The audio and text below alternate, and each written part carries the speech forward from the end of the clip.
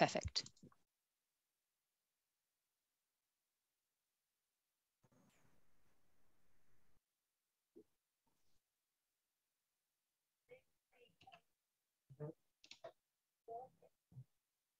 Oui. Where? Yeah.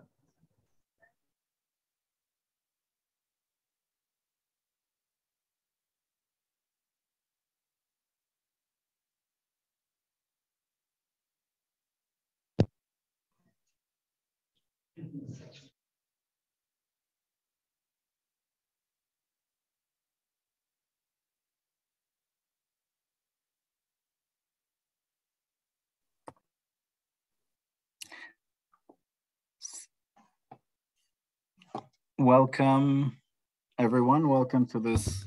Bienvenue à tous. Bienvenue à cette première consultation publique sur le sommet pour la transformation de l'éducation. Axe thématique, apprentissage et transformation numérique. Je m'appelle Sobi Tawil. Je suis ici avec mes collègues des agences des Nations Unies, notamment l'UNICEF, et avec les représentants du Hub. Le son de l'intervenant est abominable, abominable.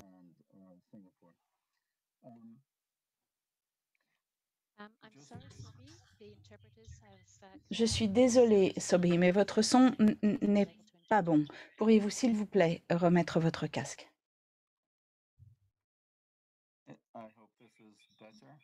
J'espère que ce sera mieux. Je suis désolée, mais il faut en fait brancher le casque et utiliser la petite flèche qui se trouve à côté de votre icône micro. Mettez la présentation en full screen avant de faire le partage. Est-ce que c'est mieux? Est-ce que vous avez trouvé votre micro qui est dans la liste à côté de l'icône micro? Vous avez une liste de micros à sélectionner. Je n'ai que 3 choix. Micro array et système. Dans ce cas,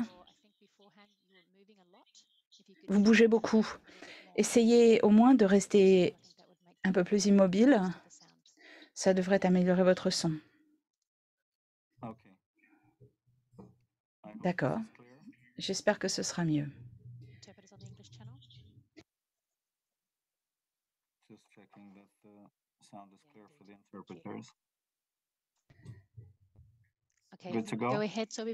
Allez-y. Mais simplement essayez de ne pas bouger la tête parce que vous vous éloignez du micro, ce qui transforme votre son. Merci. D'accord. Bien, je vous souhaite donc la bienvenue pour cette première consultation publique. Il s'agit de l'axe d'action TAC 4 sur la transformation et l'apprentissage numérique, qui fait partie de la préparation du sommet de transformation de l'éducation. Je m'appelle Sobi Tawil de l'UNESCO et j'ai avec moi des collègues des institutions des Nations Unies. Les collègues de l'UNICEF vont notamment prendre la parole. Est-ce que le son est acceptable? Vous pouvez y aller. Avec les parties prenantes, notamment le Hub ETEC et les 2 co-leads des pays qui sont la Grèce et Singapour. Nous avons 90 minutes devant nous pour cette première consultation publique. Sachez que vous avez des interprètes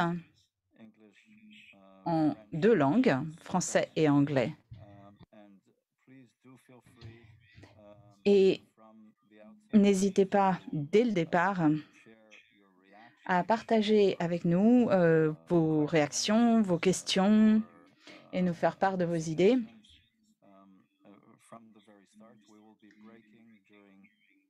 Nous avons l'intention de faire des pauses pour prendre vos questions et recueillir vos réactions. Alors, on m'apprend qu'en fait, nous n'avons pas l'espagnol, juste le français et l'anglais. Veuillez m'excuser. Je pensais que nous avions également l'espagnol. Donc, vous avez la version francophone et la version anglophone. Vous pouvez choisir votre version linguistique et n'hésitez pas à partager avec nous vos commentaires.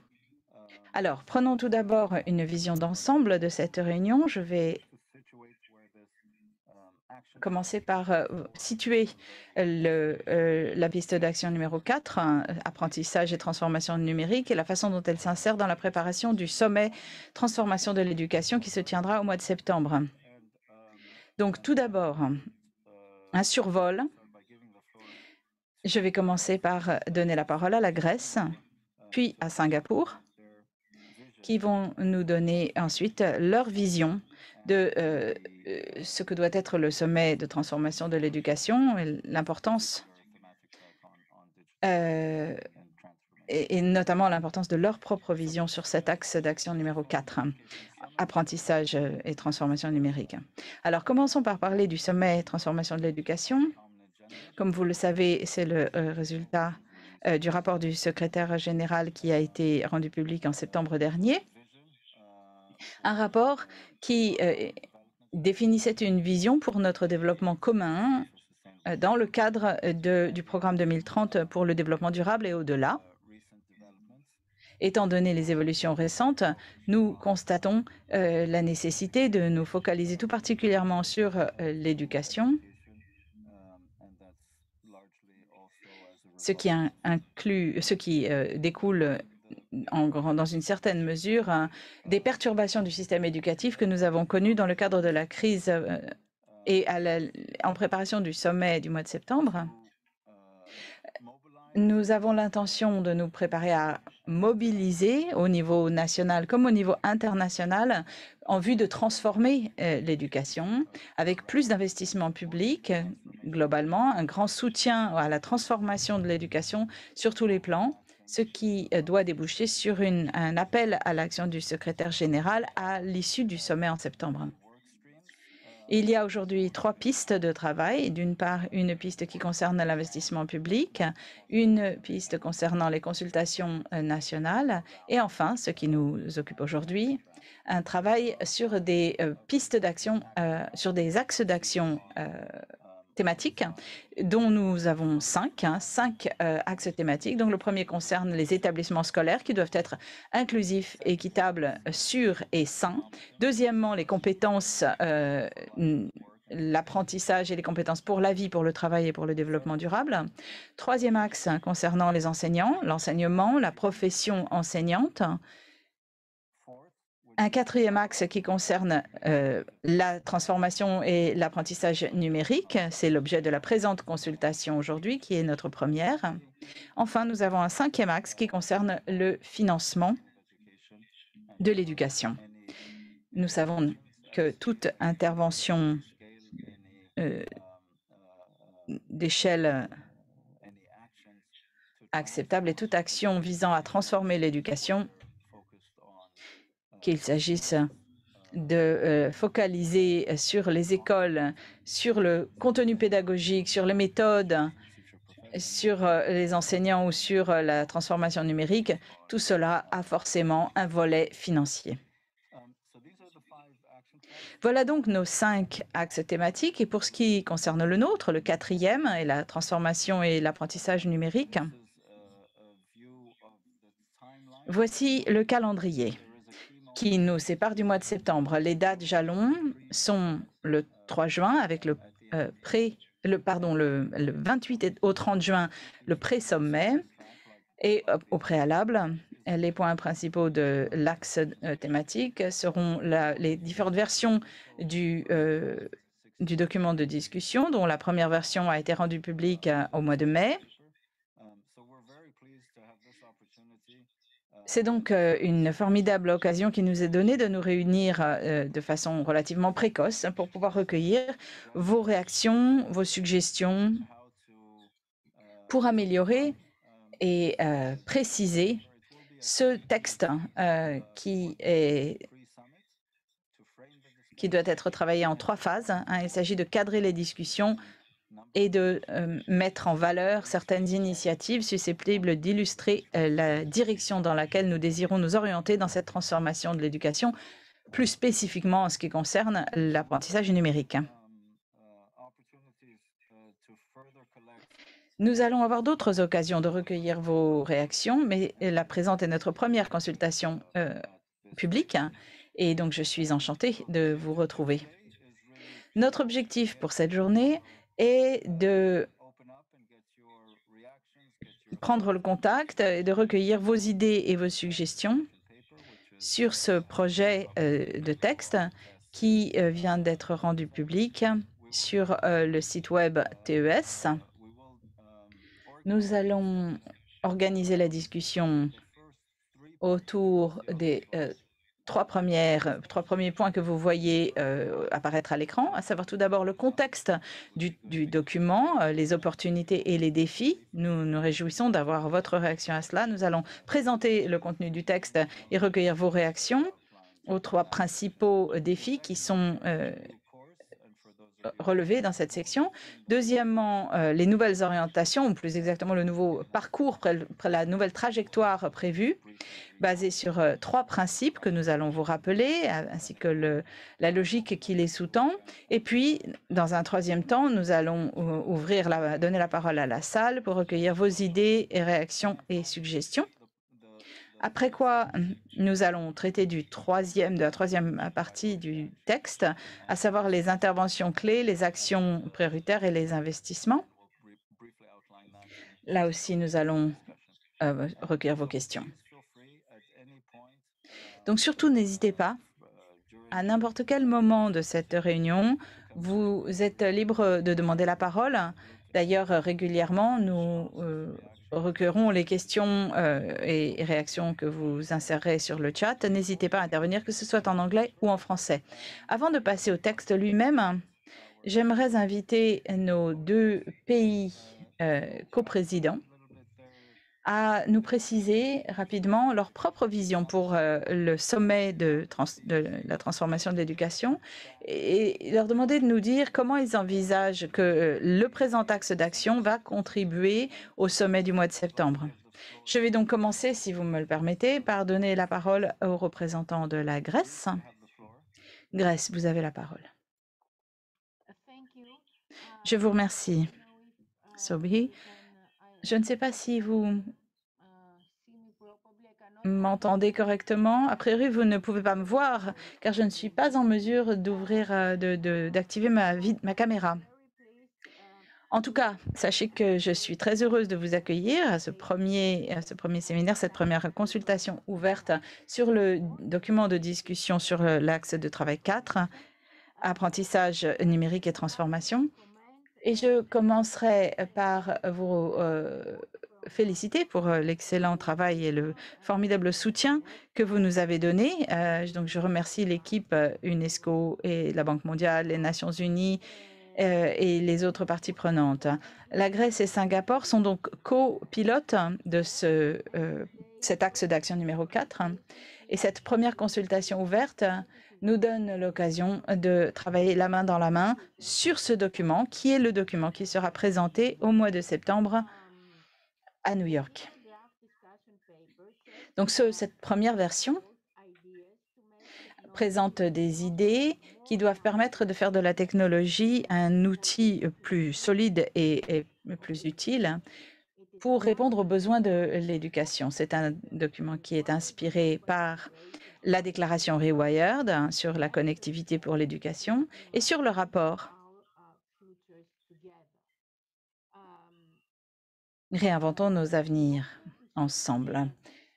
Afin de former, de modeler un avenir tel que nous le souhaitons pour l'éducation, il est nécessaire de transformer l'éducation elle-même. Et pour cela, l'apprentissage numérique peut nous permettre d'avancer vers une éducation plus inclusive sur la base de principes de justice sociale et économique, d'égalité et de respect pour les droits de l'homme. Malheureusement, Et malgré les considérables promesses que représentent les outils numériques pour faciliter l'évolution et la transformation de l'éducation et une transformation en profondeur, le potentiel de la technologie reste entravé par de nombreux défis. Pour en mentionner quelques-uns, l'accès au matériel et à la connectivité qui reste problématique et insuffisant.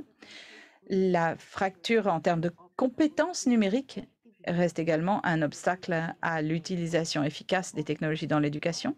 Et troisièmement, si nous pouvons nous servir des capacités du secteur privé en la matière, et c'est d'ailleurs indispensable dans la transformation numérique de l'éducation, il est important de protéger en même temps l'éducation en tant que droit de l'homme fondamental et qui est en tant que bien commun.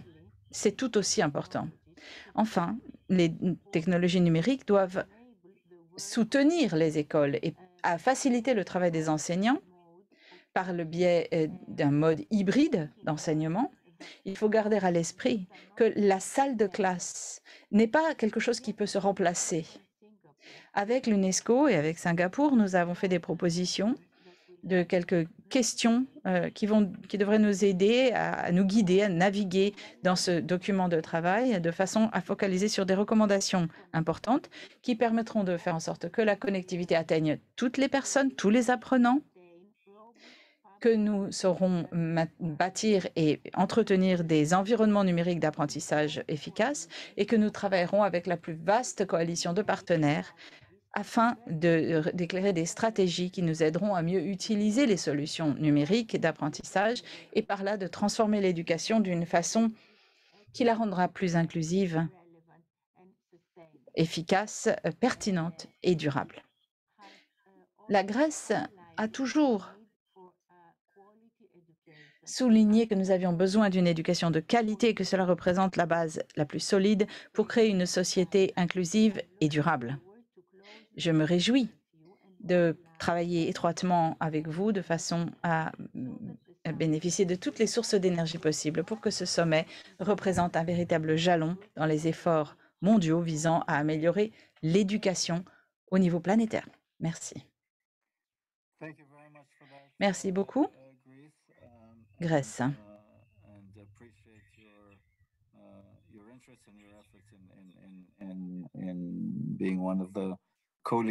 Merci pour l'intérêt que vous manifestez pour ce sommet, pour cet axe thématique. Merci pour votre soutien. Je vais à présent donner la parole à Singapour, deuxième copilote de cet axe d'action sur l'apprentissage et la transformation. Singapour, vous avez la parole.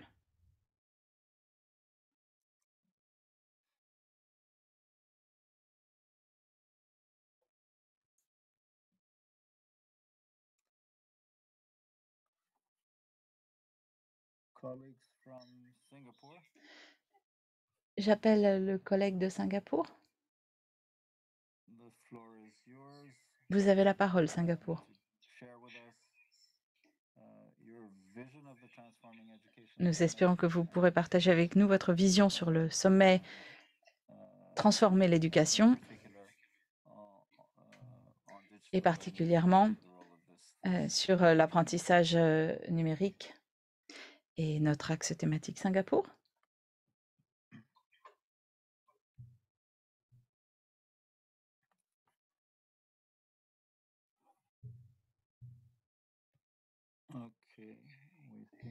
Bien, il semble que nous ayons... Oui, bonjour à tous. Excusez-moi. Bonjour ou bonsoir. J'ai eu du mal à activer ma vidéo et je me suis désactivé. J'ai désactivé mon micro. Bonjour à tous, chers collègues et chers amis. Je m'appelle Su Wong Wong et je suis conseiller auprès du ministre de l'Éducation à Singapour.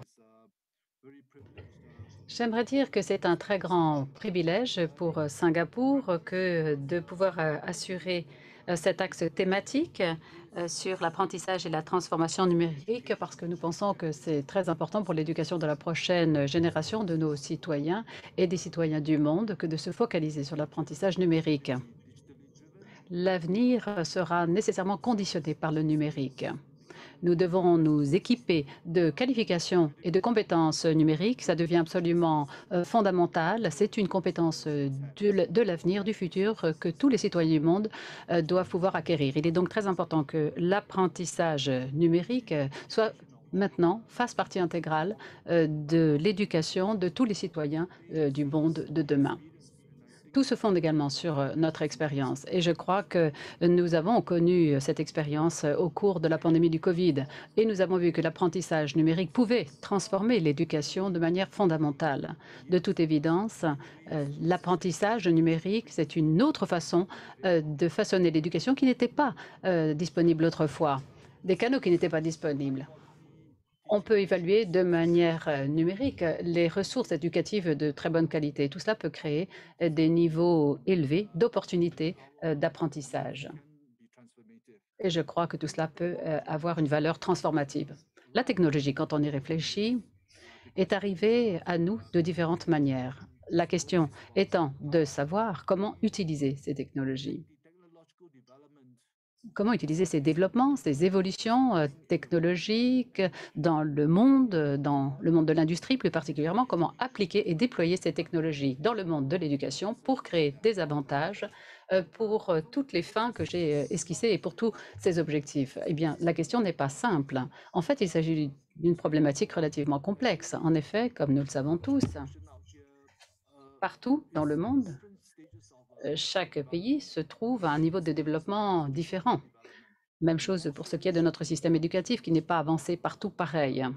Et il en va de même quant à nos capacités de mettre en place ces technologies numériques à des fins d'éducation et d'enseignement. Donc les contextes sont très diversifiés. Il est donc très important pour nous de garder cela présent à l'esprit alors que nous essayons de voir comment nous pouvons utiliser de façon efficace et effective les technologies dans un but transformateur. Tenir compte de ces différents contextes donc.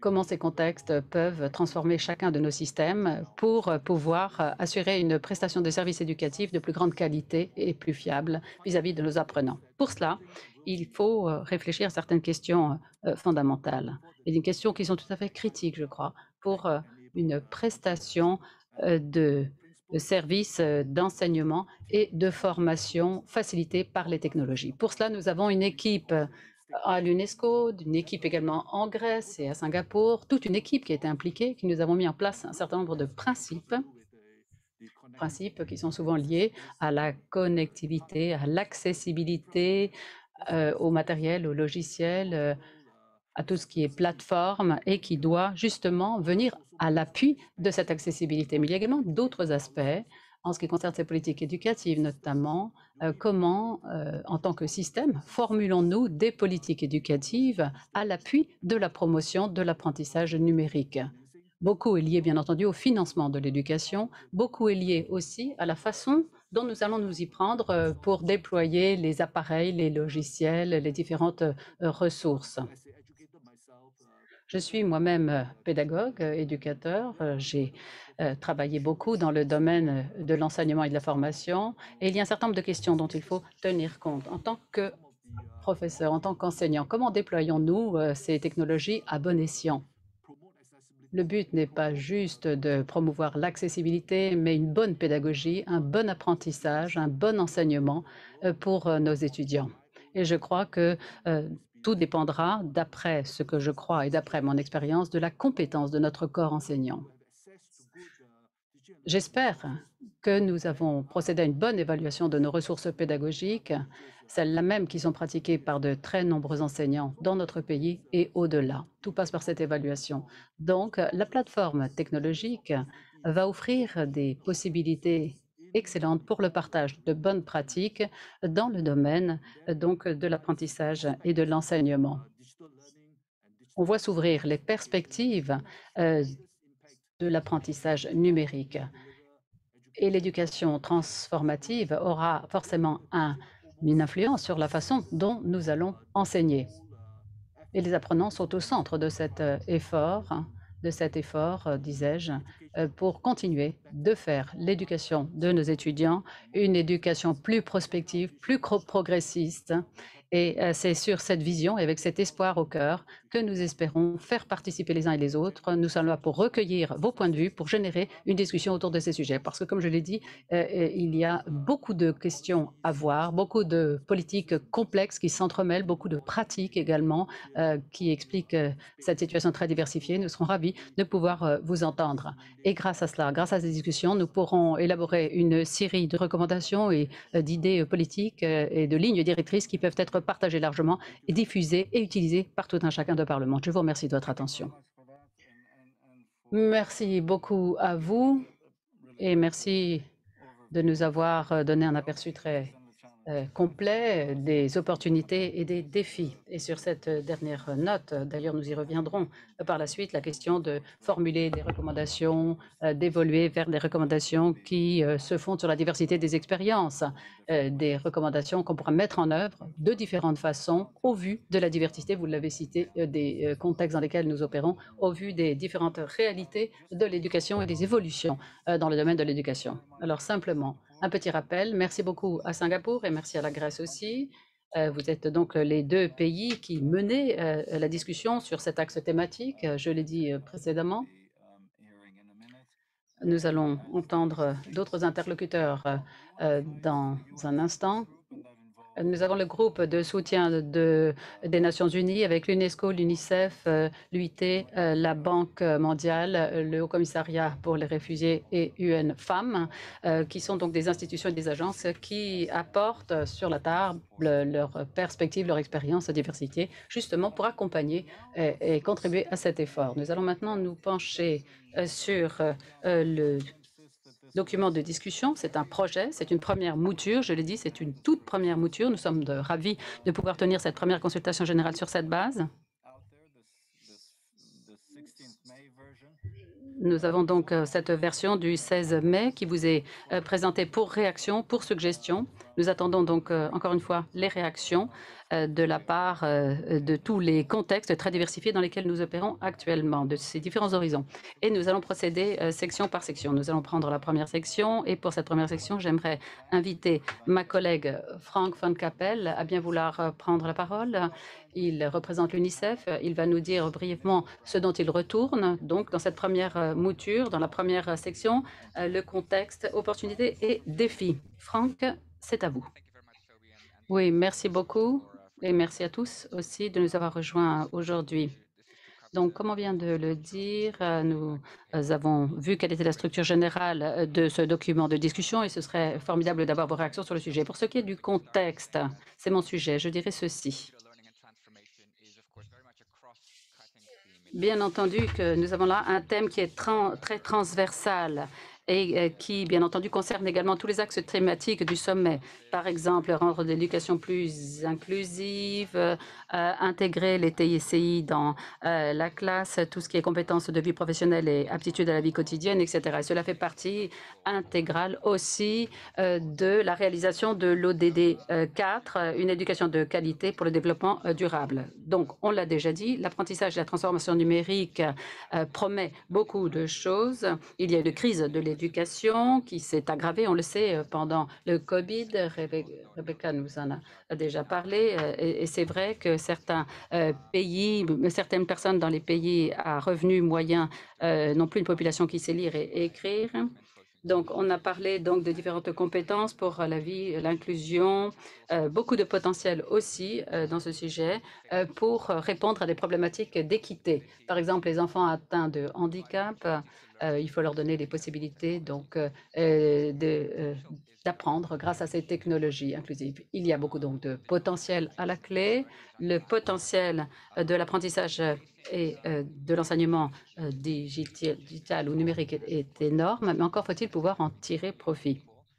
Et je crois que les opportunités ont été très inégales. On l'a vu pendant le Covid, des centaines de milliers d'enfants ont eu très peu ou pas l'occasion d'apprendre grâce à ces technologies pendant le Covid.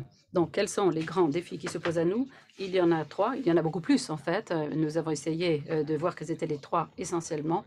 Et bien entendu, tout cela fera l'objet de révisions supplémentaires sur la base de vos contributions d'aujourd'hui.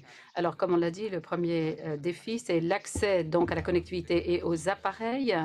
Ça paraît évident, on y a beaucoup prêté attention, surtout depuis le Covid, donc ça semble évident. Deuxièmement, il y a tout ce qui est compétences numériques, avec des écarts à combler.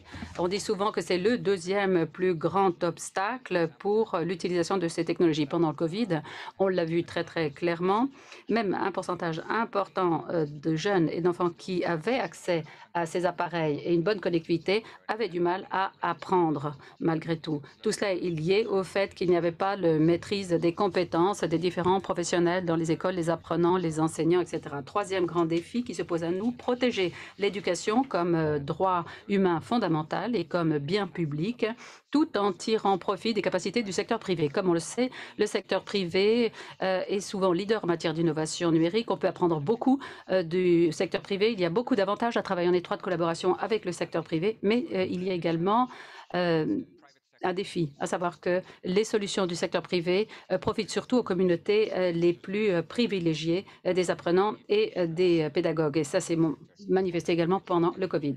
Donc, il faut bien entendu garder en tête cette priorité d'avoir l'apprentissage numérique comme bien essentiel à protéger, tout en travaillant avec le secteur privé. Merci. Merci, Franck. On peut peut-être ouvrir la discussion si vous le souhaitez, si vous avez des questions, des commentaires, des réactions, des observations déjà sur cette première section. Je peux peut-être inviter nos collègues à s'exprimer sur ce sujet. Y a-t-il des remarques de votre part?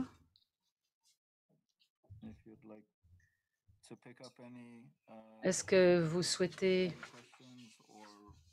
soulever telle ou telle question ou faire part de telle ou telle réaction? Oui, effectivement, on voit des choses sur le chat, notamment il y a une question qui est posée de la part de Julia McGoy. Elle pose la question, elle nous dit comment s'assurer que les gouvernements ne déploient pas des options d'enseignement numérique qui ne sont peut-être pas disponibles pour tous les enfants, et plus particulièrement les enfants qui sont en situation de handicap, tout simplement parce qu'elles sont moins chères, plus simplistes, etc. Donc, une préoccupation est exprimée quant aux écarts que nous voyons et qui existent déjà dans l'accès aux solutions des solutions numériques pour les enfants en situation de handicap. Donc, comment être sûr qu'effectivement ces solutions sont inclusives et qu'on peut bien combler ces lacunes eu égard à la difficulté d'accès pour les personnes en situation de handicap notamment. Merci. Une réaction peut-être à cette question? Peut-être de la part de Franck ou de quelqu'un d'autre? Notre collègue de Singapour ou de la Grèce peuvent également rejoindre cette discussion.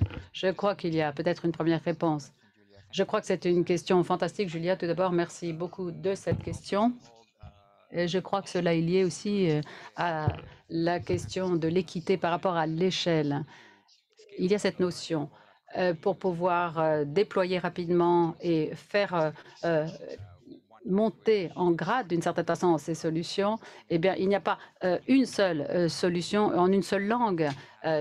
Évidemment, ce serait beaucoup plus facile, on pourrait y avoir accès rapidement et ce serait surtout pour ceux qui n'ont pas de difficultés particulières. Pour ce qui est du déploiement donc de ces solutions, l'équité et l'échelle ont partie liée. Donc, si nous voulons atteindre une proportion importante de la population, pas juste les plus marginalisés, mais une proportion importante, il faut tenir compte des différents niveaux d'accès aux appareils, des compétences numériques dont il faut se doter. Et bien sûr, comme vous l'avez dit, à juste titre également, il y a également tous les handicaps de certaines populations qui exigent qu'on fasse attention à la technologie, aux appareils et également à la nature même des solutions que l'on déploie. Donc, il faut peut-être présenter la chose ainsi au gouvernement, dire que l'équité et l'échelle sont tout à fait liées et que toutes ces considérations doivent être intégrées dès le début de la réflexion. Merci. Merci beaucoup, Franck. On en parlera également quand on abordera le premier principe de la prochaine section. On a dit qu'il fallait donc centrer notre effort sur les apprenants. Nous avons un représentant du ministère de l'Éducation de la Grèce qui souhaite intervenir. La vidéo, apparemment, ne marche pas, malheureusement. On me voit maintenant. Bonjour, bonjour, après-midi, bonsoir. Je m'appelle Stéphanos. Je suis donc conseiller auprès du ministère de l'Éducation ici en Grèce. Simplement pour dire qu'effectivement, cette question est tout à fait pertinente. Elle va au cœur même de ce que nous essayons de faire en Grèce aussi, c'est-à-dire d'arriver à une transformation numérique de l'éducation, mais en même temps, grâce à cette transformation, plutôt, on essaie en même temps de réduire la fracture qui existe déjà au sein de la population. Ça peut se faire de différentes façons. J'aimerais remercier plus particulièrement la personne qui a posé la question, Julie, mais je dirais qu'il y a donc cette histoire de la fracture éducative à réduire. Et d'après notre expérience que nous avons vue comme étant cruciale pour s'assurer que cette fracture ne soit pas exacerbée, eh bien, c'est d'y réfléchir au tout début, dès le début, quand on conçoit les plans, pour être sûr qu'il existe des mécanismes qui empêchent l'aggravation de cette fracture. Alors, il est important d'investir dans la numérisation, mais il faut également faire intervenir toutes sortes de communautés d'étudiants vulnérables. Encore faut-il qu'eux aient accès également aux solutions numériques. Il faut y penser dès le départ. Nous avons reçu des financements européens à des fins de numérisation et il y a des fonds qui doivent être affectés plus particulièrement, et nous l'avons fait, pour des étudiants en difficulté ou qui ont des besoins éducatifs particuliers. Et dans ce contexte, nous voulons bien entendu acheter non seulement les bons appareils, mais également les bons logiciels. Et nous formons également les enseignants pour travailler sur ces besoins éducatifs particuliers pour ces groupes qui doivent travailler de façon aménagée pour que ces étudiants et ces professeurs aient les bons outils pour enseigner de manière adéquate. Et ce que nous voyons, c'est qu'il est fondamental de travailler de cette façon dès le départ. Il ne faut pas que cela vienne comme une pensée ultérieure. Il faut vraiment que ce soit pensé dès le début de la conception. Donc, gardez cela bien présent à l'esprit. Les différents types de fractures qu'il convient de ne pas exacerber, les différentes communautés d'étudiants, d'apprenants, il faut y faire attention. Réfléchir d'ailleurs aussi au logiciel dès le début de la transformation éducative. Sinon, ça ne marchera pas. Notre devise, c'est qu'on ne peut pas regarder devant si on n'avance pas tous ensemble. Donc, il est tout à fait impératif que dès le départ, encore une fois, dès le départ, on y réfléchisse et qu'on garde après à l'esprit ces différentes considérations pour élargir un peu la focale. Et il faut affecter les fonds, y compris des fonds supplémentaires, en centrant notre effort sur les communautés d'apprenants les plus vulnérables. Merci. Merci beaucoup, Stéphanos, d'avoir partagé avec nous l'expérience et les suggestions de la Grèce. Et merci aussi, Julie, de cette question. Je vais maintenant donner l'occasion à notre collègue de Singapour ou nos collègues de Singapour s'ils souhaitent réagir à ce qui vient d'être dit.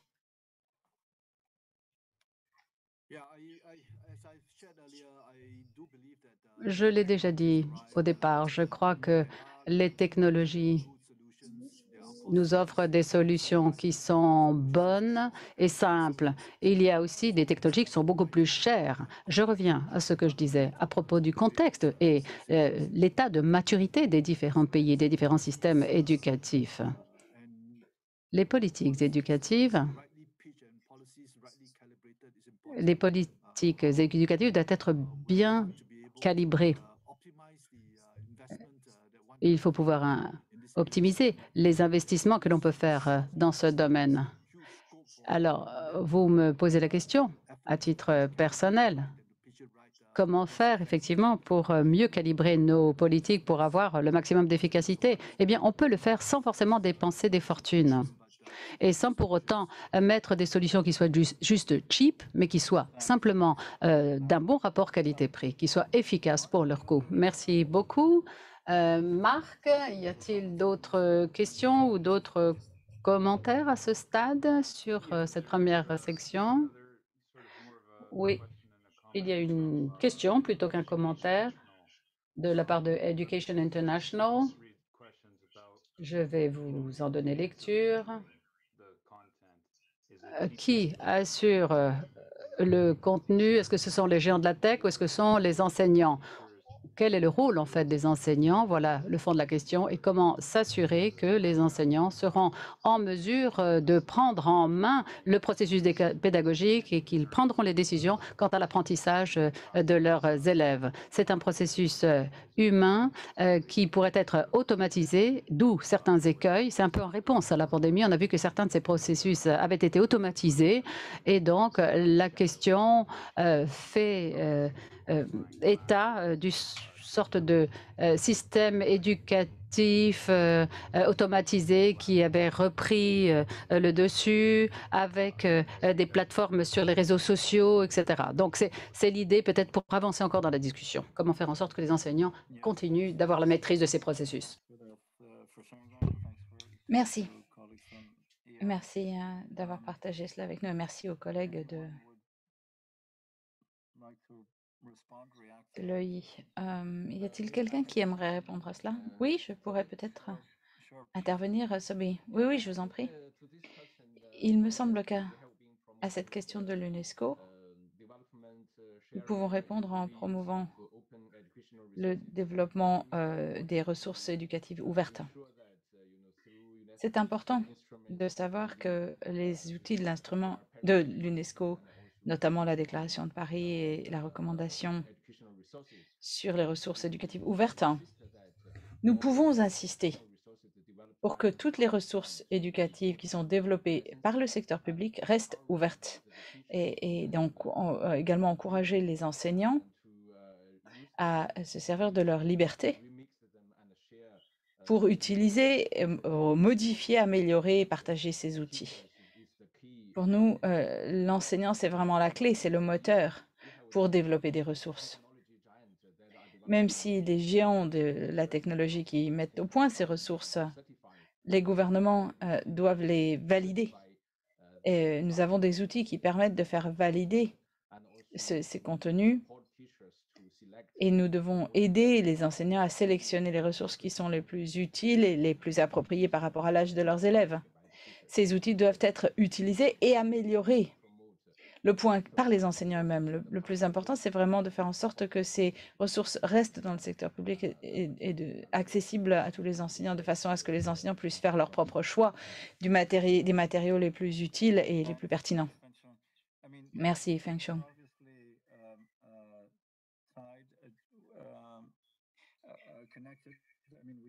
De toute évidence,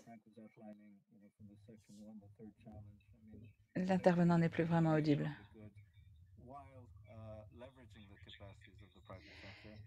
Et il est important de se servir des capacités du secteur public de façon à parvenir à un bon équilibre. Les institutions et le rôle des enseignants sont également fondamentaux parce que l'enseignement, c'est vraiment une interaction humaine. Donc ça, c'est une chose. Mais nous reviendrons sur ce point lorsque nous travaillerons sur les principes qui ont été proposés dans ce projet de document, dans le second chapitre. Peut-être pourrions-nous revenir sur cela et ensuite nous reprendrons les commentaires en partant d'une autre perspective.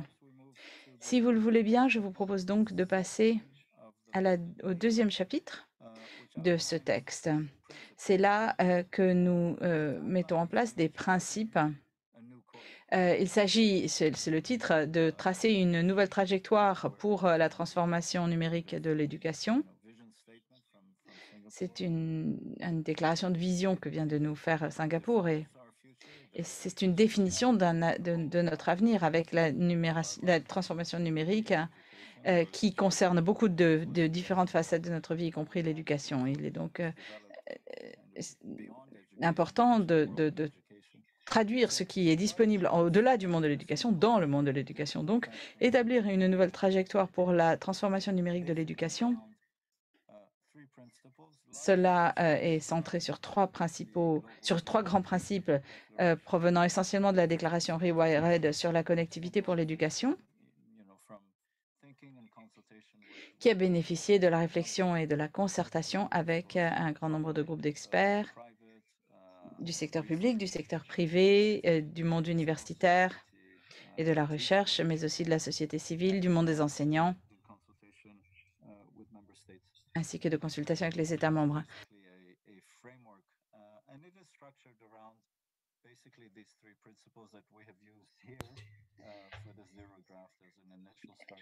Pour cette première version, nous nous sommes donc servis de cette déclaration comme point de départ. Le premier de ces principes, d'ailleurs, reflète ce qui a déjà été dit, à savoir qu'il est essentiel de centrer, de focaliser sur les populations les plus marginalisées, lorsqu'on introduit l'innovation numérique et qu'on cherche à consolider l'apprentissage numérique.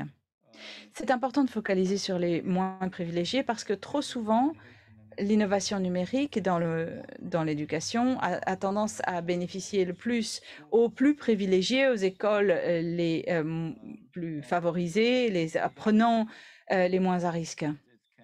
On espère parvenir par la suite à développer ces outils de façon à ce qu'ils puissent servir à d'autres. Et comme l'a dit la Grèce tout à l'heure, souvent, c'est une sorte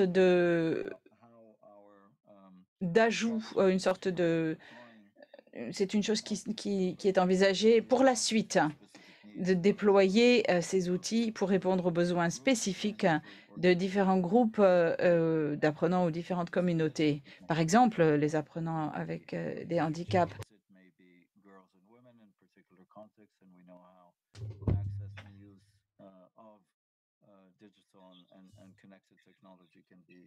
Les technologies numériques doivent pouvoir être orientées. Et il est important d'inverser les choses, d'inverser cette stratégie et de commencer sur l'utilisation des technologies pour les communautés les moins favorisées, de les centrer sur les besoins spécifiques des groupes les plus à risque. Ce serait plus équitable et ce serait également plus facile pour ensuite faire monter en puissance ces solutions de façon à les mettre de les rendre accessibles à tous. Même plutôt que d'essayer de déployer ensuite sur tous ce qui a été conçu pour des communautés privilégiées. Voilà donc pour le premier principe. Pour le second, il s'agit d'élargir les investissements pour développer un enseignement numérique gratuit, public et de qualité. Ces 2 dernières années, en réaction aux fermetures des établissements scolaires, cela a été beaucoup discuté. C'est une question de connectivité, en effet. Il y a différents aspects de la fracture numérique. Il y a notamment l'accès à la connectivité, les questions d'abordabilité et d'abordabilité notamment du matériel et acquisition des compétences numériques. Mais en définitive, lorsqu'il s'agit de développer et de consolider les plateformes publiques et de donner accès gratuitement à des ressources d'enseignement numérique, cela doit se faire dans l'esprit de l'éducation et de l'éducation numérique comme étant un bien public. Et puis, il y a le troisième principe que l'on a tendance à négliger lui aussi, selon lequel l'innovation numérique dans l'éducation nécessite aussi une évolution sur le plan des attitudes, une évolution sur le plan de la pédagogie. Si nous devons maximiser les avantages de l'enseignement numérique, si nous voulons vraiment nous servir du potentiel de cette transformation, il ne s'agit pas simplement de reproduire les modèles éducatifs qui sont aujourd'hui disponibles et de les mettre à disposition en ligne ou à distance.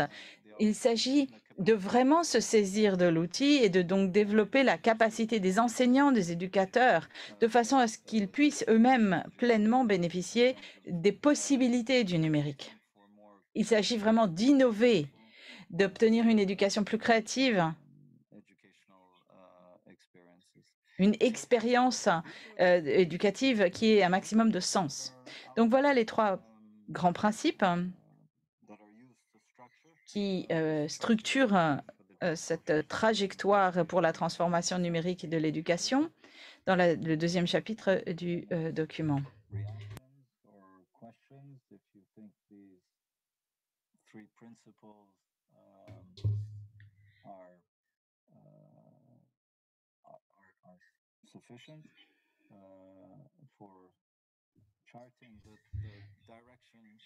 Donc, nous attendons vos réactions à ces 3 principes. Estimez-vous qu'ils sont porteurs et qu'ils sont suffisants pour tracer et piloter notre transformation numérique de l'éducation sur sa nouvelle trajectoire? Voilà, je vais m'arrêter là sur ce deuxième point et nous allons recueillir vos propositions, questions, suggestions, réactions. Turn to Mark, who's with other colleagues, I think, monitoring. Mark? Yeah, hi, Sui. I think a good question here Marc? about Oui, pour moi, une bonne question poor countries concerne les pays les plus pauvres sort of low development context. et les contextes où le développement est le moins avancé. Comment faire en sorte que le numérique ait le bon impact étant donné la fracture colossale, la fracture numérique colossale qui existe dans ces pays sur le plan de l'infrastructure.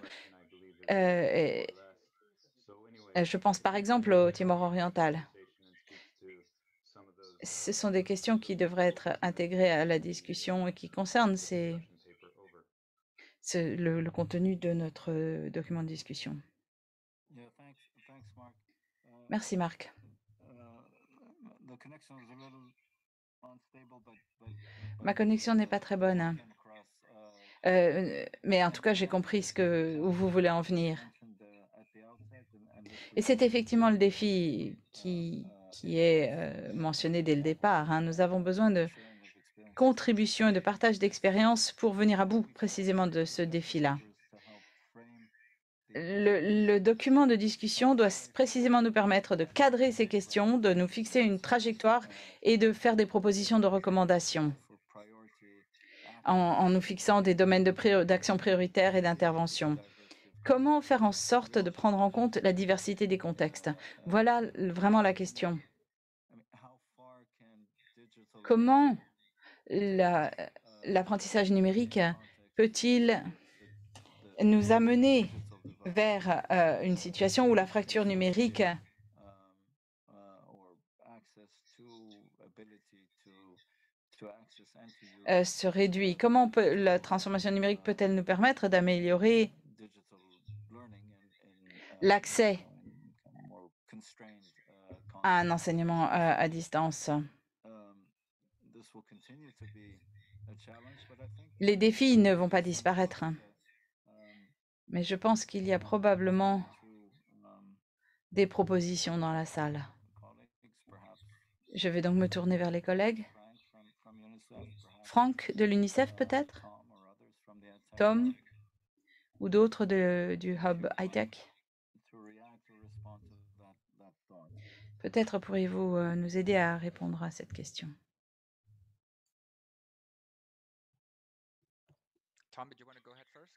Tom, voulez-vous intervenir le premier? Non, non, je vous en prie, Franck. Allez-y. Pour moi, c'est une très très bonne question qui a été posée là. Et c'est une question vraiment importante. De quoi aura l'air l'apprentissage numérique lorsqu'il sera vraiment mis en œuvre dans des contextes de faible développement et de faibles ressources? Faciliter l'enseignement à distance dans des contextes où les ressources sont faibles, c'est essentiel. Nous avons déjà fait quelques erreurs et il faut en fait apprendre de nos erreurs. Une des choses qu'il faut prendre en compte, c'est que l'apprentissage numérique doit être différent d'un pays à un autre. C'est une chose qui doit s'adapter à son contexte. C'est une chose qui doit être liée à des questions d'échelle, à des questions de situation. La situation des jeunes et des enfants que nous cherchons à contacter et la situation des enseignants. Il est important de recueillir le plus d'informations possible. Prenez ce qui s'est passé pendant la COVID, le pourcentage d'accès aux différentes formes de technologie. Le téléphone portable était quand même la technologie la plus disponible dans les foyers, ce qui rendait important donc le fait de se servir de cette technologie qui est celle qui est la plus disponible, notamment pour les jeunes. Donc il faut se servir de ce qui est associé à ces technologies, notamment les SMS, la téléphonie. Même dans les contextes où les ressources sont les plus faibles, nous constatons qu'il y a de plus en plus de foyers, même parmi les plus pauvres, qui ont accès à un smartphone. Et la distinction entre le téléphone de base et le smartphone s'estompe aujourd'hui. Pour 20 à 30 $ aujourd'hui, on a un smartphone. ce sont des téléphones qui peuvent être assez limités dans leur capacité, qui ne fonctionnent. Les plateformes nationales ne fonctionnent pas très bien sur ces machines-là, alors que ça devrait être le cas. On devrait faire en sorte de pouvoir se servir de ces téléphones. Et il faut faire en sorte de construire les plateformes sur ce à quoi les jeunes ont accès aujourd'hui, pas dans 10 ans, pas dans 20 ans. À quoi ont-ils accès? Quels outils ont-ils à leur disposition à la maison, à l'école? Et notamment prendre en compte les écoles où existent de colossales inégalités. Les enfants les plus marginalisés sont dans des écoles où il y a le moins de ressources, où les professeurs sont les moins formés. Et il faut centrer nos efforts sur ces établissements, sur ces jeunes. Voilà, je donne la parole à Tom. Merci, Franck.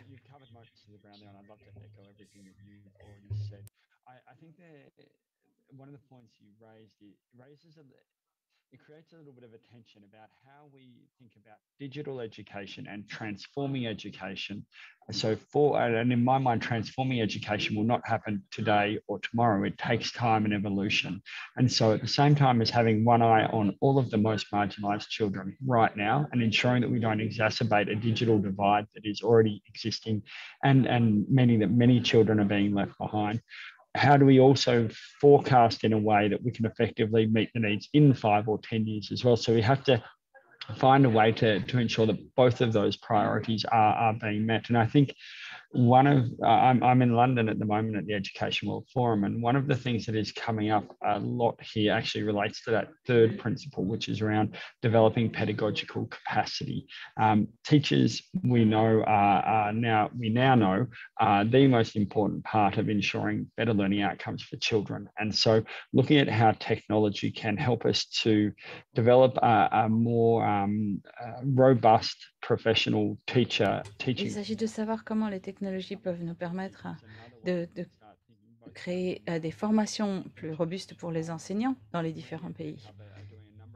À EdTech Hub, nous avons réalisé plusieurs études sur les mécanismes susceptibles d'être utilisés pour cela,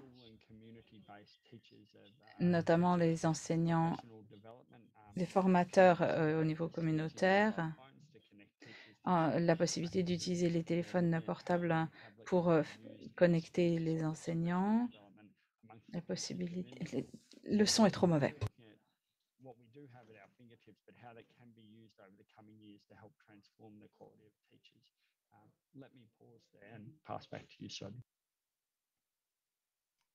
Yeah, thanks for those thoughts. And I think, Tom, Merci.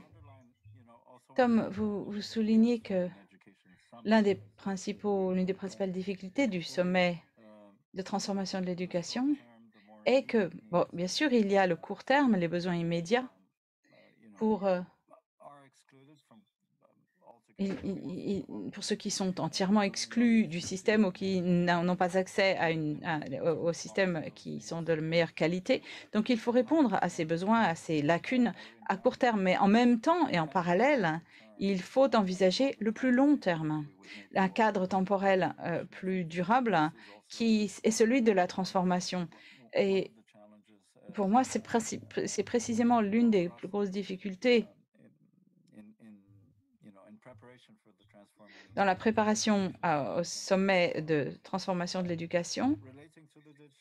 Jouer sur ces différents tableaux temporels, faire le lien avec la transformation numérique, mais aussi avec d'autres domaines, d'autres axes de travail. Merci Tom. Maintenant, nous devrions pouvoir passer à notre troisième chapitre qui concerne les actes prioritaires, les interventions prioritaires. En fait, avant le sommet, nous désirons nous être préparés un jeu de recommandations que nous puissions activer de façon à répondre à la diversité des contextes. Je pense que c'est cela le fil rouge que nous suivons depuis le début. Donc Tom, je vous rends la parole. Merci beaucoup. Je suis ravie d'être ici avec vous pour partager un peu mes réflexions sur les axes thématiques et sur des actions prioritaires plus particulièrement. Alors, avant de se lancer dans la discussion, ce qui est important, c'est l'égalité et le fait de se concentrer sur les populations les plus marginalisées. Je crois que c'est tout à fait clair d'après les commentaires reçus Il faut vraiment reconnaître les défis qui sont rencontrés par les personnes qui n'ont pas accès à l'électricité, à la connectivité et qui souffrent d'autres limites et restrictions. Nous voulons nous assurer de ne pas exacerber les fractures qui existent déjà dans un premier temps. Alors, on voit que il y a les étudiants qui sont déplacés en interne, en externe, les villes par rapport aux campagnes, etc. On sait que la technologie peut avoir toutes sortes d'applications. La technologie peut être utilisée pour l'éducation, mais il peut y avoir un changement de comportement parmi les humains, et ça, c'est un facteur limitant. Nous avons besoin de mettre l'humain au centre plutôt des pratiques transformatives. Et cela vient justement évoquer le troisième principe dont nous venons de discuter. Il y a d'autres acteurs également dans le système éducatif. Il y a et les inspecteurs dans les ministères centraux, les parents et autres parties prenantes. Il faut mettre en place des pratiques qui soient effectivement, qui puissent passer à l'échelle et qui soient évolutives. Nous verrons si, oui ou non, nous avons été en mesure de mettre en lumière ces différents sujets dans le papier, dans le document de discussion. Alors, de quoi parlons-nous dans ce document de discussion? Alors, il y a des premiers et deuxièmes tirets qui sont importants. Nous savons que l'accessibilité ne suffit pas pour qu'il y ait une transformation du système de l'éducation. Il faut que les personnes puissent utiliser les outils, des outils qui soient appropriés pour eux et qu'ils les utilisent de façon responsable. Il faut que également les professeurs, les parents puissent être impliqués pour utiliser ces outils de manière sûre et productive. L'éducation justifie, je crois, ces investissements dans le domaine des technologies, mais il s'agit d'investissements publics. Donc, des investissements plus prévisibles sont nécessaires pour fournir aux étudiants toutes les connexions dont ils ont besoin. Troisièmement, il s'agit de mettre en place des plateformes d'apprentissage numérique librement accessibles. Il existe énormément de plateformes de par le monde, mais ce qui est important, c'est qu'elles soient accréditées, bien organisées, faciles à trouver, avec des contenus qui couvrent différents sujets, qu'elles soient accessibles à tout le monde et sur tout appareil, qu'il s'agisse des ordinateurs les plus sophistiqués comme les plus simples. Par ce processus, nous devons également nous assurer que les contenus font appel à des ressources éducatives ouvertes, libres, pour créer vraiment un centre de ressources plus large et mondial. On parle ensuite, en quatrième lieu, de la protection de la confidentialité des données et du bien-être numérique des apprenants et des éducateurs. C'est tout à fait important, je crois, de garantir ce bien-être. La technologie permet de capter, de stocker et de traiter énormément de données. Et nous avons besoin de règlements plus volontaristes et de contrôles pour être sûr que nos étudiants s'en servent bien. Il faut néanmoins une transparence qui doit guider le développement et la mise en œuvre de ces réglementations. Donc, avant d'arriver à la recommandation, je crois qu'il s'agit peut-être de dire sur quelles priorités nous voulons mettre l'accent. Nous allons voir peut-être brièvement les recommandations et ensuite nous pourrons entendre les questions et les réactions. Mais passons d'abord en revue les recommandations et puis ensuite nous pourrons lancer la discussion. Donc, les voilà qui s'affichent. Je vais donc poursuivre. Donc, nous avons tout d'abord besoin, nous réfléchissons encore à énoncer ces recommandations, surtout au vu de ce qui a été dit à propos des éléments humains, des soft skills, etc., et de l'inclusivité. Ce qui est important, c'est en tout cas assurer la connectivité pour tous les apprenants. Il faut vraiment s'assurer que l'apprentissage numérique soit accessible pour les pédagogues des institutions et les établissements scolaires de par le monde. Il faut mettre l'accent sur les populations les plus défavorisées. C'est certainement la tâche la plus importante qui se pose à nous. C'est quelque chose qui transcende l'éducation, cette accessibilité. Essayons de voir également comment nous pouvons plus possible mobiliser des ressources sur ce sujet de la connectivité. Deuxièmement, mettre en place et entretenir des environnements d'apprentissage numérique public robustes. On en a déjà parlé. Il faut que les contenus soient accrédités, facilement abordables et accessibles par une communauté très large. Enfin, il faut innover avec des espaces numériques pour faire progresser de nouveaux paradigmes de possibilités à des fins d'apprentissage. Il y a des avantages et des inconvénients de l'enseignement en présentiel par rapport à l'enseignement virtuel ou numérique. Et évidemment, il s'agit de mettre en place ces trois systèmes, y compris les systèmes hybrides, de manière plus équilibrée. On a besoin pour cela de tester ces pédagogies, y compris les pédagogies hybrides.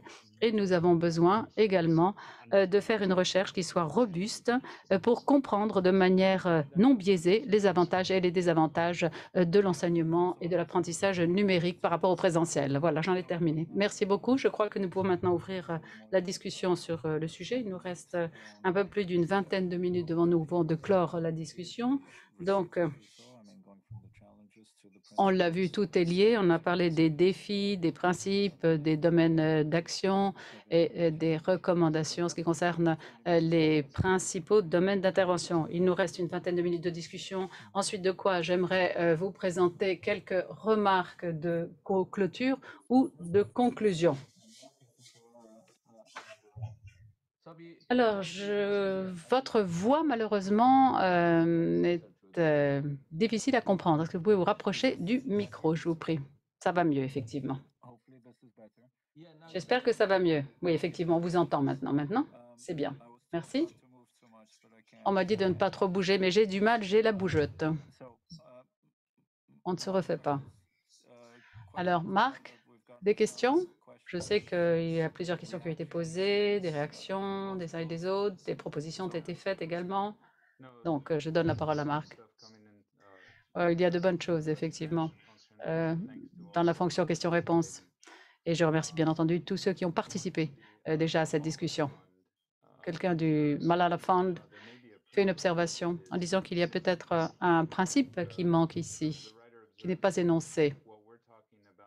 L'auteur de la question nous dit, on parle de la façon dont l'éducation peut être transformée, mais cette personne nous propose ceci et nous dit que ce qui doit être transformé, c'est peut-être la technologie qui doit être transformée, la technologie numérique, pour mieux accompagner l'éducation. Et je sais que l'UNESCO y a travaillé, je sais que nous avons rédigé ce document de discussion, et ce faisant, nous avons justement réfléchi un petit peu selon cet axe. Mais cette personne en particulier, l'auteur de la question, nous dit que ça devrait être un principe. Donc la transformation dont on a besoin n'est pas une transformation de l'éducation en tant que telle, mais une transformation de la façon dont les technologies numériques sont utilisées et appliquées à la sphère de l'éducation. Il y a aussi l'idée donc de discuter de ce principe qui manque à la discussion. Absolument.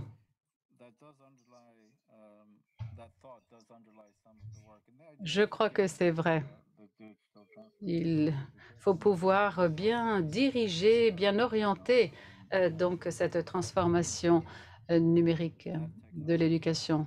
Il faut s'assurer, ce faisant, vous l'avez dit, que la technologie est également façonnée d'une façon qu'elle puisse venir en soutien à l'éducation, qu'elle est bien orientée. C'est une idée du rapport sur l'avenir de l'éducation, à savoir que les enseignants et les apprenants devraient, dans le cadre de l'enseignement et de l'apprentissage, être habilités à prendre des décisions sur ce qui a un sens, ce qui est pertinent, quelle est l'utilisation judicieuse qui peut être faite de la technologie à des fins d'enseignement et d'éducation.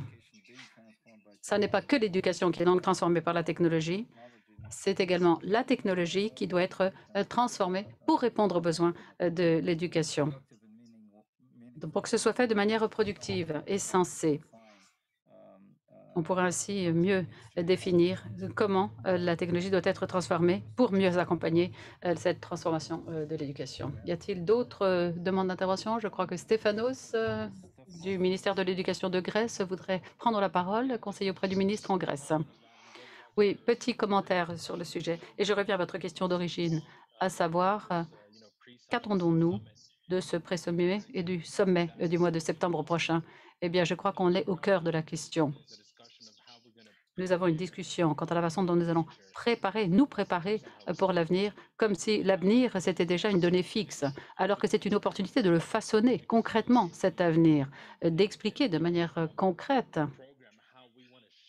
et de programmer la façon dont nous voulons donner forme, façonner cet avenir qui n'existe pas encore. Et cela revient à une préoccupation qui a déjà été exprimée, si je ne me trompe, à savoir qu'il y a beaucoup de technologies qui viennent du secteur privé. Quel est le rôle du secteur privé pour nous aider à façonner le programme, les outils, les logiciels dont nous avons besoin, etc. Tout cela est au cœur, je crois, de notre problématique. En tant que représentant de la communauté éducative, à savoir non seulement les éducateurs, les étudiants, mais aussi les parents et toutes les autres parties prenantes, je crois qu'il est important de s'assurer que les voix de tous sont entendues et représentées, que ce soit un processus inclusif pour la conception à la fois des logiciels et même des matériels qui sont utilisés dans le domaine de l'éducation et dans un contexte éducatif. Donc, la leçon à en tirer de tout cela, c'est pas de savoir comment on se prépare, mais plutôt comment on façonne, comment on donne forme à cet avenir de l'éducation que nous appelons de nos voeux.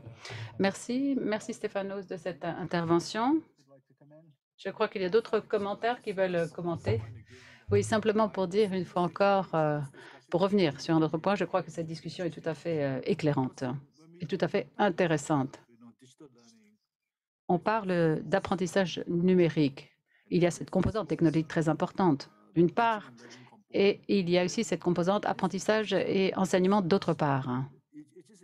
Et les deux vont ensemble. Et je crois que c'est une situation tout à fait unique en son genre dans le domaine de l'éducation. L'interface entre la technologie d'une part et ce que nous faisons de cette technologie, eh bien, c'est l'équation la plus puissante qu'il nous faut maintenant résoudre. Où se trouve cette interface? Lorsqu'il y a cette interface, quelle est la portée de cette interface? Quel est le champ couvert? C'est l'interaction entre l'éducation et la technologie qui rend l'effet transformateur encore plus puissant.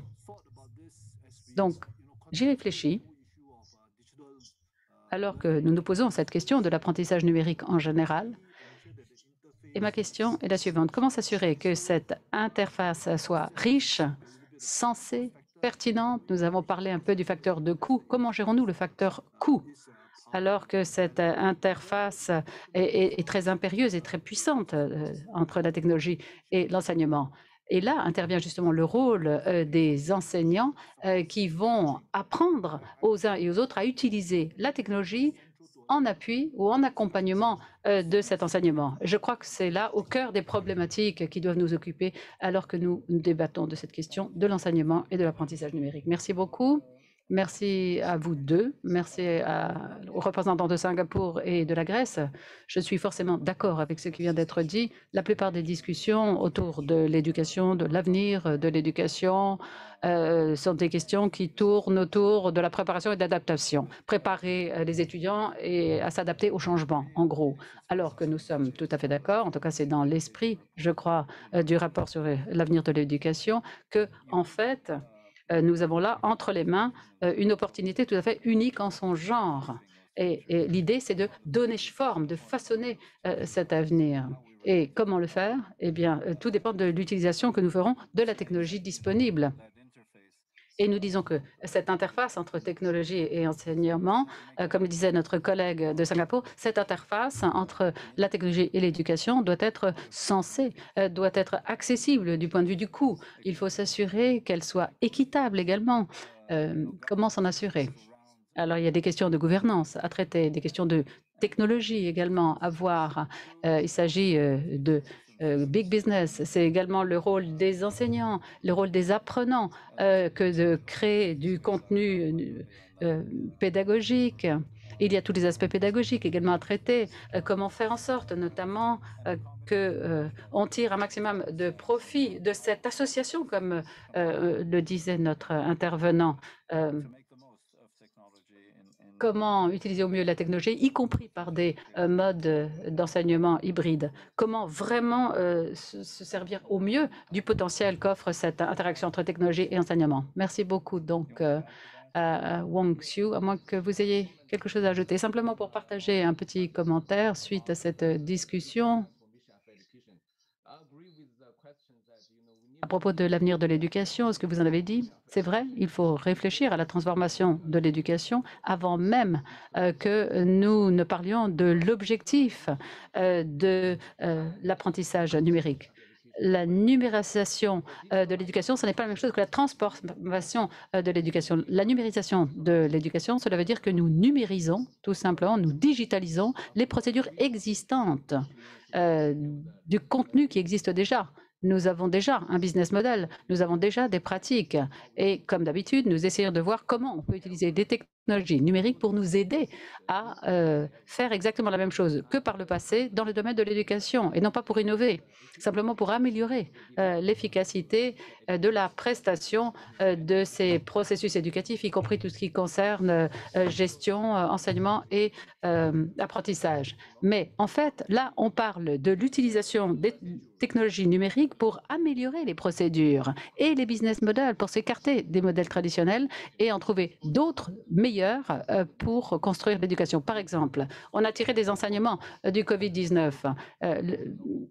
Revenir à la normalité, ça n'est pas revenir à l'ancienne normalité, mais c'est-à-dire juste l'utilisation de ces technologies à l'école. Comment peut-on transformer vraiment la façon dont on met à disposition cet enseignement avec les tutoriels en ligne, par exemple, avec tout ce qui est interaction humaine, prise en charge sociale, etc., par le biais de programmes scolaires. Comment rendre l'éducation accessible non seulement en format présentiel dans les salles de classe, mais dans des tiers lieux comme des centres d'apprentissage, des centres sociaux, des bibliothèques. Quel est le nouveau business model pour pouvoir mettre à disposition de manière très efficace ces contenus pédagogiques en utilisant d'autres canaux? C'est la transformation de l'éducation. Et tout cela demande un changement de mentalité. C'est tout à fait critique quand on pense effectivement à l'utilisation des technologies pour transformer l'éducation. Merci, et je crois que c'est dans le droit fil de ce que Franck nous disait préalablement, c'est-à-dire la crise de l'apprentissage et de l'enseignement avant le Covid, elle existait bel et bien, donc on ne veut pas revenir à l'ancien temps. On voit qu'il y a eu des problèmes qui se sont accélérés. Il faut justement se servir des bouleversements sur la scène de l'éducation dus au Covid, se servir de ce que, effectivement, des innovations se sont imposées massivement à l'occasion de la Covid pour avancer.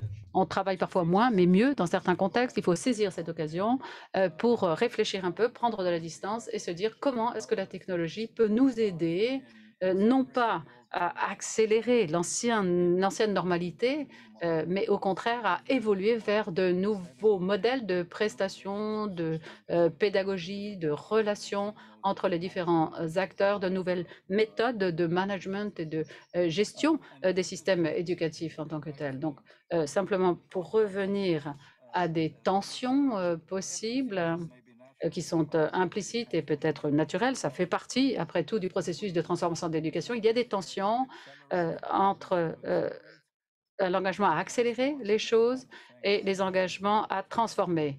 Et effectivement, la transformation, c'est une vision à plus long terme. L'accélération, ça veut dire l'accélération sur la base de l'ancien modèle. Et encore une fois, je reviens à ce qui vient de nous être dit. Nous ne voulons pas retourner pleinement, en tout cas, à la situation ex-ante, c'est-à-dire à cette situation qui était la crise éducative d'avant le Covid. Et puis, il y avait un certain nombre de faiblesses qui existaient déjà dans le système éducatif. Nous voulons au contraire nous inspirer des forces que nous avons acquises, de la force de l'expérience que nous avons tirée de ces bouleversements de l'éducation due à la Covid. Il est important de redécouvrir l'importance de l'espace social, des professeurs, du facteur humain, mais comment revenir justement, comment revisiter les réalités pré-Covid, non pas pour y revenir et réépouser l'ancien modèle, mais au contraire pour les transformer en tirant profit des forces que nous avons accumulées et en abandonnant ce qui n'est pas une force de progrès et qui ne nous emmène pas vers des voies de progrès ou dans le sens de la réalisation de nos aspirations. Il nous reste une dizaine de minutes. J'aimerais me tourner vers Marc ou d'autres collègues. Est-ce qu'il y a d'autres questions, d'autres réactions à ce qui vient d'être dit, Marc?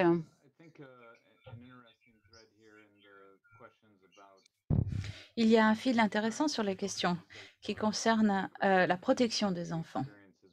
Étant donné les expériences que nous avons tout de même rencontrées pendant la pandémie, des enfants même très jeunes qui se retrouvaient en ligne sans aucune des aides et des protections dont ils auraient bénéficié si cela s'était passé à l'école. Les parents souvent sont ailleurs et les enfants ont à plusieurs reprises rencontré des contenus qui n'étaient pas du tout de leur âge.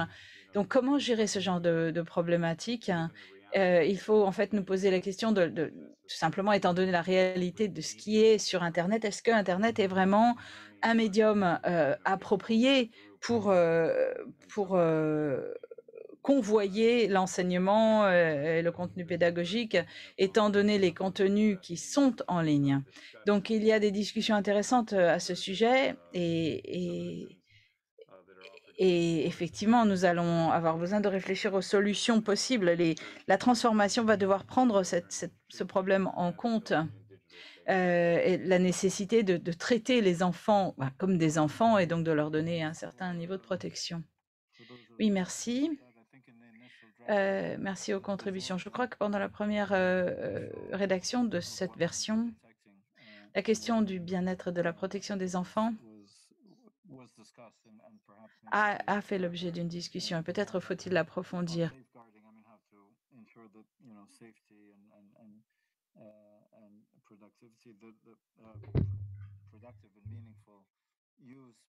L'utilisation de Internet doit être productive et efficace, mais aussi sécure. Effectivement, la question se pose des contenus qui ne sont pas appropriés pour les jeunes enfants. Tout cela est présentant un lien, bien sûr, avec des questions de citoyenneté numérique. Donc, quelles doivent être nos stratégies pour gérer cela dans le monde de l'éducation, qui doivent d'ailleurs servir pour traiter de ces questions en dehors du monde de l'éducation? Tom? Merci, Sobi. J'aimerais revenir à une question qui a été posée par Laimi dans le chat concernant la charge de travail des enseignants. C'est une chose à laquelle il faut également réfléchir. Lorsque nous parlons de transformation, innovation, nous avons tendance à penser innovation de façon comme une sorte d'ajout. C'est toujours une chose qui s'ajoute à ce qui existe déjà, aux tâches, aux programmes, tout cela s'accumule. Et en fait, la technologie est censée ajouter de la valeur en éliminant certaines tâches, certaines difficultés, dégager de la place. Et il y a beaucoup de données déjà disponibles qui doivent pouvoir être utilisées tant au niveau local et au niveau national. Nous devons réfléchir à la façon dont nous déployons les technologies, pas seulement pour ajouter, mais aussi pour dégager du temps et de l'énergie pour les enseignants. Oui, ça c'est un point très très important, très bien formulé effectivement, Tom. Il nous reste encore un peu plus de 5 minutes. L'intervenant est inaudible.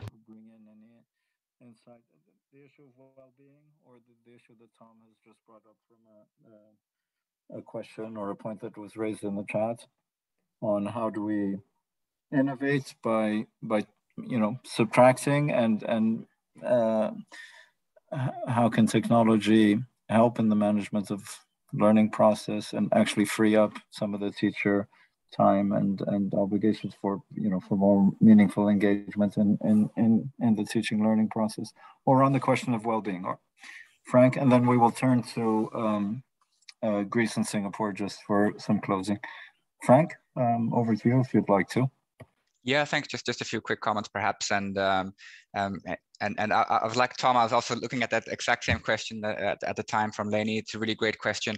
I think it also links to the broader thing about the dichotomy of digital transformation. It can lead us in different directions. It can make education more expensive, but it can also make it less expensive. There's cost-effective ways to implement. And it can increase workload, but it also can reduce workloads. So I think we need to you know, this is part of the exercise, I guess, of the prioritization, and we need to really zoom onto those things that reduce workload, that make things more cost effective. It can increase equity issues, but it can also address them and narrow equity inequities. So I think, you know, it can go in both ways across different areas, and that also helps us prioritize. We need to focus on those things where, you know, inequalities are reduced, approaches are more cost effective, and there's it reduces rather than increases workloads, and that's a way to zoom into what we should focus on. I think technology actually has huge potential to reduce workloads, and for example, we've seen in schools that you know, with the integration of school management systems and so forth, and digitization, that it can actually reduce reporting requirements and administrative tasks of teachers and school leaders. But if wrongly implemented, it can actually increase them. So I think if it's increasing workload, perhaps it's something to address, and something is not being done in the optimal way. And in the same way, I think Tom was also alluding to this big issue of, you know, the learning crisis and the need to understand the learning levels of different students. And that's an enormous task for teachers, especially those that are in large classrooms with students at wildly different levels, you know, sometimes years of difference between students in terms of the level that they're learning at. That's exactly where technology can reduce the workload. It can help them. And I think that's something that's often missing, is the link between the technology and the teacher. Very often solutions are being designed for the learners, but what about the teachers? How can technology support teachers in their regular face-to-face classroom teaching? So I think there's a lot of lessons to be learned there, and I think you really hit on a very critical area, Lainey. So thank you so much for that question. Yeah, no, excellent. Thanks. Thanks for those thoughts, Frank, and thanks for Tom for coming in on that question for us to also consider, and how we get the right balance. As you were saying, Frank, that things can go in different directions. We're reaching the Tom. Did you want to come in, or is that a hand from an older hand? Apologies, that's a legacy hand. All right, no worries. Okay, we're coming to a close, and I'd like to just before giving the floor, just for some final thoughts from colleagues in Greece and Singapore, the country co-leads on this action track, just to say, well, thank you for all those who participated. Please do share written inputs on the draft discussion paper on the test site. So there is a way of continuing to input in written form. We need to enlarge this process of consultation. We do have a second public consultation, which is coming up the week of the 6th of June. Most likely on the 9th of June. This will be confirmed on the test site. So do invite others to join, to consult on the to consult the actual draft we have now, to input into that, to provide insights, but also to join the public consultation on the 9th of June, to be confirmed. Please keep an eye out on the test site for the exact day and time for the next public consultation. But we really need these, just the multitude and the range of insights, of experiences, of expertise from different constituencies and experience in working at in different in different educational contexts and wider development contexts. So thank you very much, and please do reach out and please do continue. There will be a revised form building on some of these inputs of the working paper, of the discussion paper, that will be up on the TESS website on by the end of next week. And then the following week, a public consultation to be confirmed for the 9th of June, date and time to be confirmed on the website. Thank you very much, everyone. I'd like to now just hand it over to Greece, and then to Singapore, the two country co-leads, just for some last thoughts, some final remarks. Greece, over to you. Thank you, Shelby, and I want to thank really everyone, all the participants, and everyone who's... Merci, je tiens à remercier tous les participants et tous ceux qui ont contribué à cette discussion. Je crois que la discussion a été très stimulante, a été très éclairante, et je crois qu'on a déjà pu araser un certain nombre de difficultés, dont la difficulté essentielle. Je crois qu'à un certain niveau, nous sommes tous d'accord pour dire que nous voulons et nous appelons de nos voeux cette transformation numérique pour transformer l'éducation, pour être transformatrice, mais cela peut se faire de nombreuses façons différentes. Et nous avons besoin de comprendre exactement où nous voulons aller dans ce nouveau monde numérique entièrement différent. Et c'était intéressant que de recueillir la perspective des différents pays, des différents systèmes éducatifs, des différentes parties prenantes, des différentes communautés. Je crois que ça a été plus qu'éclairant, ça a été extrêmement positif, très enrichissant, très intéressant. Et je crois qu'on est allé droit au but, on a dit les choses. Et c'est ce qu'on attend d'une consultation. Je serais ravie de la prochaine consultation. Il y a tellement d'idées, de commentaires, d'observations également qui sont sur le chat. Et on n'avait peut-être pas fait attention à tous ces aspects. Je sais que ce sera très difficile que de s'assurer effectivement que le texte que nous allons présenter laisse suffisamment l'espace aux idées des uns et des autres, qui soient représentatifs. Et j'ai toute confiance dans notre équipe. Je suis sûre qu'ils feront au mieux de leur capacité et que nous accoucherons d'un excellent texte in fine. Merci beaucoup à tous de votre participation. Nous serons ravis de pouvoir vous accueillir à le prochain cycle de consultation publique. Merci beaucoup. Merci beaucoup à Stéphanos. Est-ce que vous avez quelque chose à ajouter également de votre côté, madame? Oui, absolument. Je dois dire que l'échange a été très riche. Il a enrichi la discussion, a mis en lumière les problématiques fondamentales. Simplement, j'aimerais vous signaler qu'il est très important également de communiquer et d'assurer la médiation. Ça fait partie de nos efforts en la matière. Donc nous allons communiquer, nous allons nous engager activement, nous allons faire participer la société civile. Les représentants du secteur civil, du secteur privé, pardon, vont également être associés à notre effort. Nous avons relativement peu de temps devant nous, mais nous en ferons, je crois, bon usage. Nous sommes suffisamment bien organisés pour le faire. Et nous allons donc essayer, comme je le disais, nous allons vraiment nous attacher à faire les choses avec célérité. C'est important de pouvoir travailler de cette façon efficace. Et nous serons donc ravis, je l'ai dit, de continuer d'œuvrer aux côtés de tous les membres de l'équipe. Et nous serons ravis, bien entendu, de vous retrouver également le 9 juin à l'occasion d'une nouvelle consultation qui, espérons-le, accueillera encore plus de participants la fois prochaine. Merci beaucoup.